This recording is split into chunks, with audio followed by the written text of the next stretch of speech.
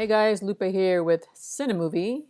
Today we are going to be talking about some of my favorite stand-up specials to watch on Netflix. And given what the world is going through right now with this COVID-19 pandemic, we need lots of laughter as we isolate ourselves from one another. And these human beings on my list, here's some of my favorite comedians with their stand-up specials from Netflix. So I'm going to be talking about why I chose these. And like I said, I think we need a lot of laughter right now. And these guys made me laugh so hard this past year. I really enjoyed it. So let's start with the one that surprised me the most. Hannah Gadsby, Nanette. Now she's an Australian comic. And she is freaking hilarious. I had never heard of her, but one day I was just bored and I needed something to watch, and I wanted it to be something I could laugh at. And first of all, I love her accent. She is hilarious, and her delivery of some of her punchlines are pretty priceless.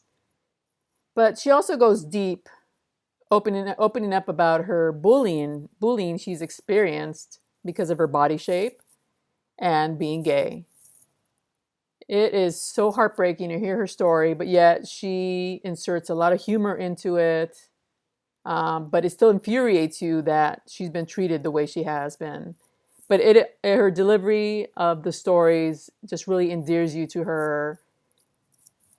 And by the end of it, I wanted to stand up in my living room and applaud her because, wow, it was just so insightful. And she's freaking hilarious. So I really recommend this one.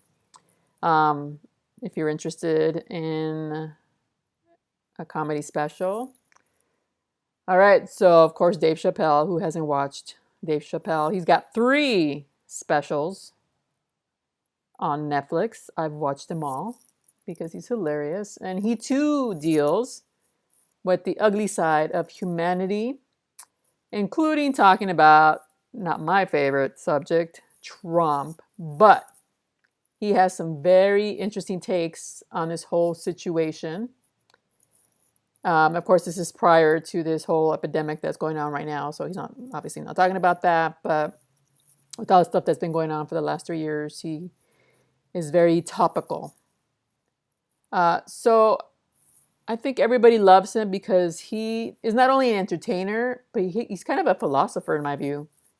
While he approaches everything with comedy, there's some truth to what he's saying and what the lessons are that we can take from these situations that we're going through. So he's really unique in that aspect as far as being a comic, like just really understanding human behavior and what this can all mean for us. And in particular, there's this one story he told, which I thought, wow, this is super depressing. Why is he telling us this story? But the whole punchline was worth hearing the story. It was so,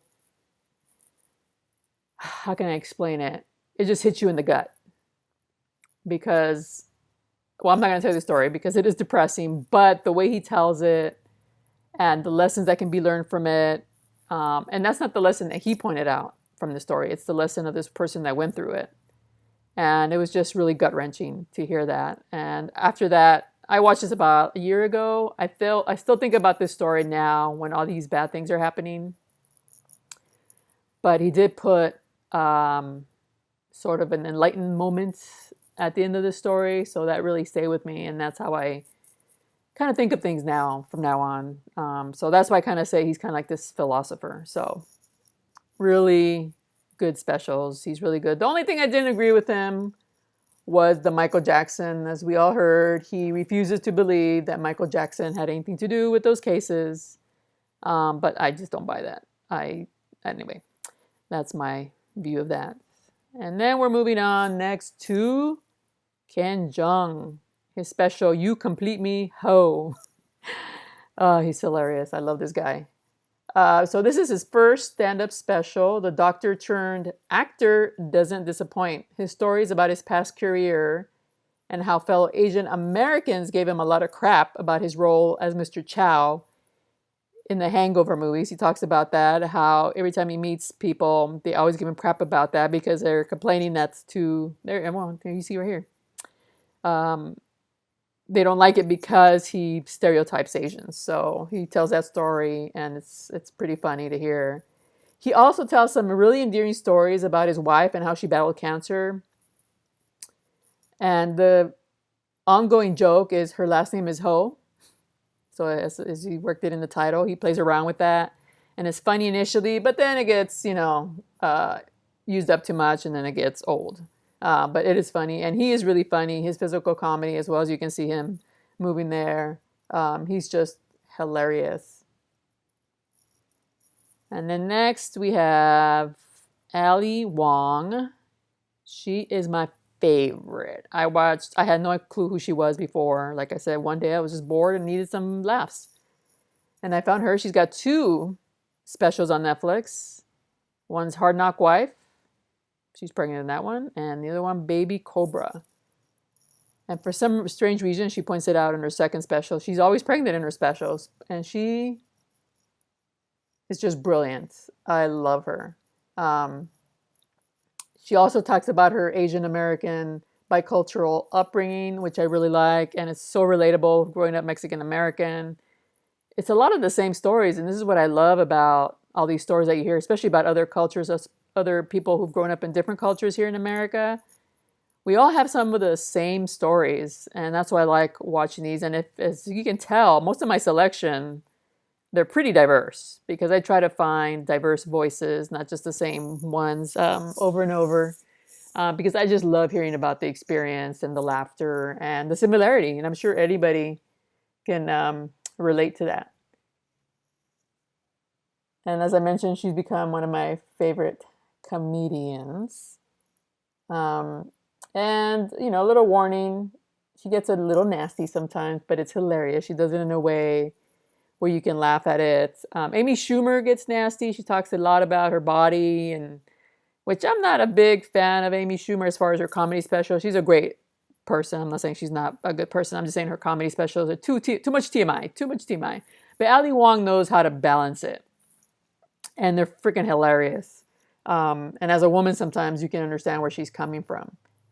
And her personal stories about her family and her husband, they must make them blush because she doesn't hold back. So they must give her a hard time when she gets back, when they watch her specials, because she really puts them out there for people to laugh at. And that's pretty gutsy. And this is not a comedy special. It's a movie she did with Randall Park. I'm sure you heard of it. Always Be My Maybe. I loved this movie. Ali Wong and Randall Park wrote this movie, and you can tell the humor is freaking hilarious. I've watched it twice. Everybody who's watched it loved it. And I just really, really highly recommend it, especially because we have not seen a romantic comedy featuring Asian American leads. I mean, there was Crazy Rich Asians, but actually I like this one more because their humor, they wrote it. So it's really unique in that aspect. The comedy, the humor is just really, really good. So I highly recommend this one. Always Me, My Maybe. That's a movie, so you don't have to invest too much time in it. All right, now next is one of my other favorite comedians, Fluffy, Gabriel Iglesias. He's got 2 shows, stand-up specials on Netflix. One Show Fits All, and I'm Sorry for What I Said When I Was Hungry. Now, he too, his humor is based a lot on the bicultural experience, and I really love that because as a Mexican American, we have a lot of comics who are bicultural Latinos, but I think maybe because he's from Southern California, I really get all the jokes and just really find it humorous that he can capture this experience in his stand-up specials and his comedy, basically. And this guy is just hysterical. His storytelling is so well structured.